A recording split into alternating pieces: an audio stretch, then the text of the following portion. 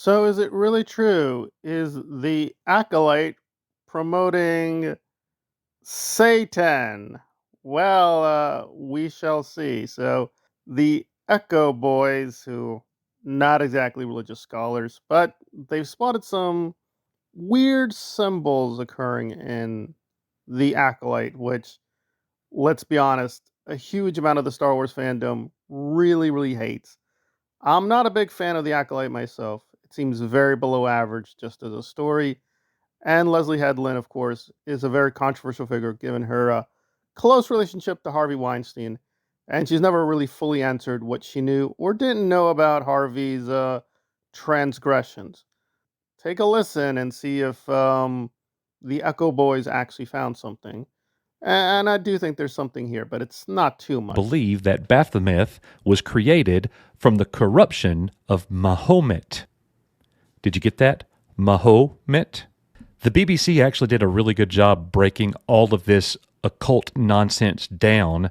Right here, some scholars believe Baphomet was simply a corruption of Obviously, I'm going to have to do some minor spoilers for the Acolyte to situate what he's talking about. So we have these two main characters who are sisters, May and Osha. So he's saying that the way they're talking and even moving their hands, I guess, is imitating this very popular satanic figure. Well, there are some problems here. Namely, if you look up the word May, yes, it could be uh, a corruption of the satanic figure, or it could be referring to the Latin, right? That's where we get the month of May. If you're an English speaker, May comes from the Latin. There's also a Latin word for ho. Yes, the word habeo, you can just use ho, and that's a part of habeo. So it's not too impressive. They're alternative readings. Nevertheless, there is something here where there are and have been for a while occult symbols in Star Wars. There were occult symbols under George Lucas. I even found a book which apparently is going to go through all the occult symbols that Lucas put into Star Wars. So there's something a little confusing in the presentation.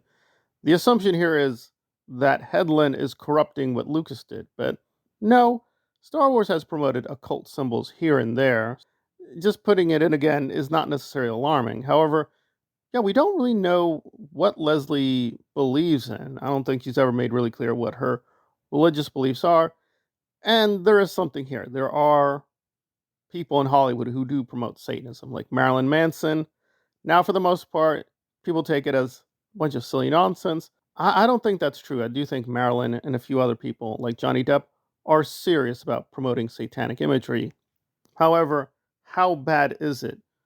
I don't know. It's definitely a very tricky subject.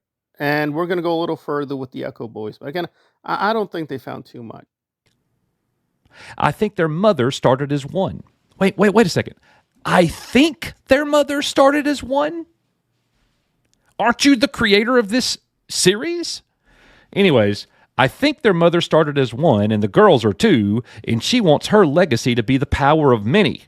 So it was with that thought of paying homage to the Clone Wars, but it eventually became the story of a mom and her. Again, the assumption here is before Lucas did not have, quote, the gay in Star Wars.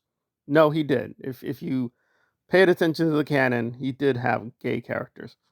But did he have witches? Yes, the witches have been canonical since the 1980s. But did he have lesbian witches? No. That's definitely a new step in Star Wars. And is it going too far away from George Lucas? That I don't know. Lucas himself has always said he's sort of a mixture of a Christian and a Buddhist. He's not really a dedicated Christian, clearly. Is he much of a Buddhist? No, not really. He's not very serious about religion, I think, in any strong, systemic way. And Star Wars has always been kind of, it just seems to be a little bit all over the place. So it seems to just be for different kinds of religions. And obviously, it's trying to market itself for a very big mass audience. Okay, so there's something here. I mean, maybe these are satanic symbols, maybe not. Although the episode he's really honing in on, that is not written or directed by Leslye Headland. But that would still be alarming if she's surrounding herself with pro-satanic people. However, the director is an Asian director. He doesn't seem to have any connection to Satanism.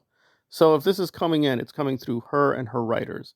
And it's still a big question mark. So good on them for paying attention to these things. I think it's fairly partisan. Obviously, they don't like her, so they're trying to find things to attack the Acolyte with.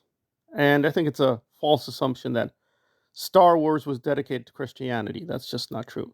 There is Christian symbolism and Christian themes, but there are other religious themes too. Not much here, but okay, yeah, this is very curious stuff. And again, we don't really know. This bears further study. I don't think this is a serious investigation into the occult and Hollywood, but there are connections there. So it's still a question mark, but again, I don't really trust Leslye Headland, so I would not put it past her that she might have slipped in these symbols. But again, I think we still don't know, but it is worth looking into further.